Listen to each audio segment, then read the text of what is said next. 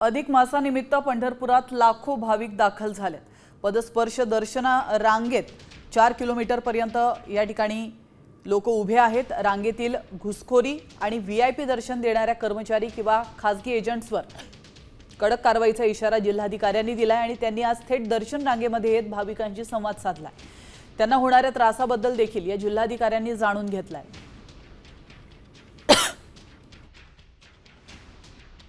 तर याबाबत जिल्हाधिकाऱ्यांनी थेट साम टीव्हीचे प्रतिनिधी भारत नागणे यांना काय माहिती दिली आपण ऐकूयात।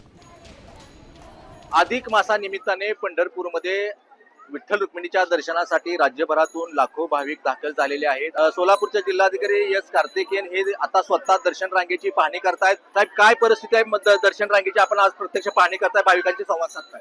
हाँ ठीक है। आता मी इथे पूर्ण उद्या एकादशी आहेत। एकादशीच्या निमित्ताने पूर्ण तयारी बघण्यासाठी आलो मी। पूर्ण व्यवस्था केलेली आहे। तुम्ही बघू शकता आपण पिण्याच्या पाण्याची सुद्धा व्यवस्था देतो आपण।